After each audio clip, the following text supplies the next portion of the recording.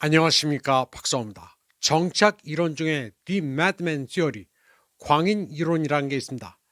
일반적으로 미국 대통령 리처드 닉슨과 그 행정부의 외교 정책에 관련된 정치 이론입니다.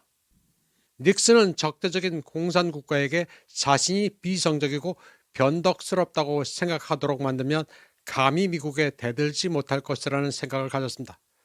그가 베트남전을 계속했었던 이유도 핵을 가진 미국이 돌아버리는 경우를 월명히 두려워하지 않겠어라는 생각을 했기 때문입니다.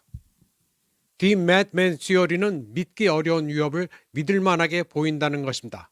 미친 척을 하면 적이 결코 무시할 수 없을 거라는 전제에 기초합니다.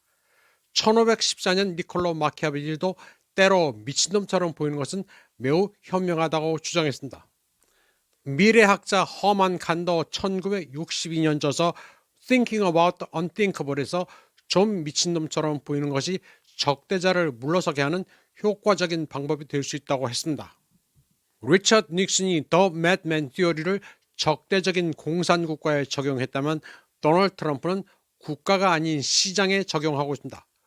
월간은 몇 주 동안 트럼프의 예측 불가능성으로 인해 흔들렸습니다. 트럼프가 세계시장 참여자에게 더 높은 관세를 부과하겠다고 위협할 때마다 불안은 커지고 있습니다. 그런데 그 날짜와 세율도 오락가락하고 있습니다. 트럼프가 휘두르는 주요 무기는 관세입니다. 트럼프 대통령은 예전에 멕시코와 캐나다에 25% 관세를 부과하겠다고 위협했었습니다.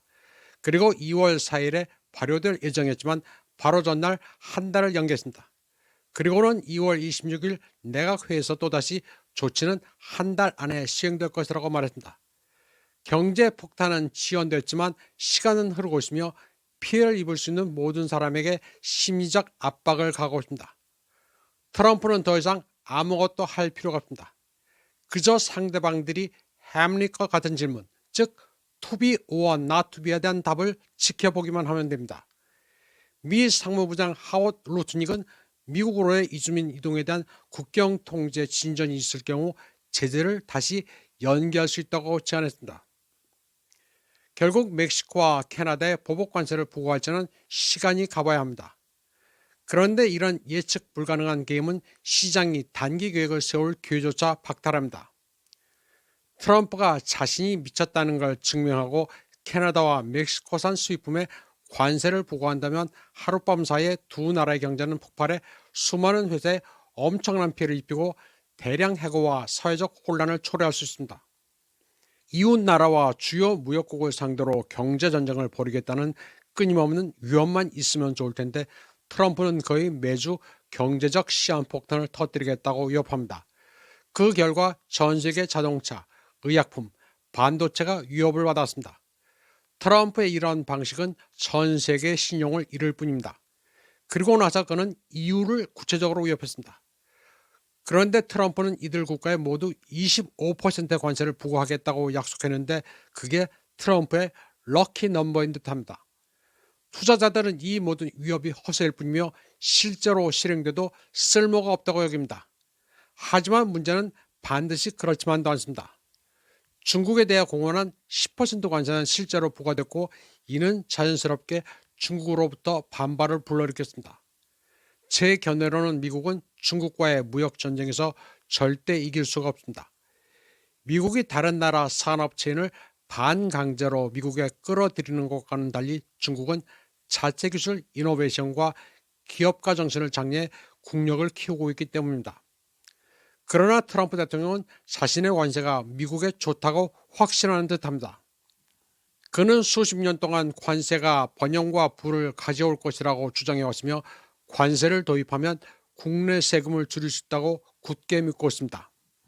현재 월스트리트저널 등 몇몇 매체는 수주 동안 트럼프에게 선거 공약을 철회하고 관세를 부과하지 말 것을 요구해왔으며 관세 부과가 경제에 미칠 피해를 경고했습니다. 트럼프가 경제적 번영의 새로운 시대를 열 것이라는 희망으로 그를 지지했던 월가의 거물들과 은행가들조차도 점점 더 걱정이 된다고 말하기 시작했습니다.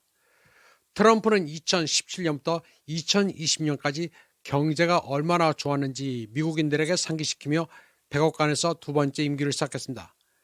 그는 코로나가 모든 것을 뒤집지 않았다면 더 좋았을 것이라고 말했습니다. 하지만 2017년의 경제 호조는 그로부터 7년 전인 세계 금융위기로부터 회복된 이후 찾아온 것입니다.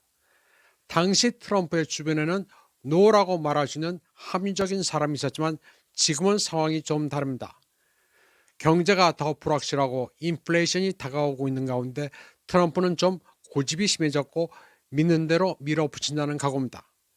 따라서 딥스테이트를 싫어하는 도널드 트럼프는 그의 과시적 태도에도 불구하고 실제로는 바이든 팀이 적극적으로 시행했던 계획적, 통제적인 케이오스의 방법을 계속 시행하고 있다고도 볼 수 있습니다.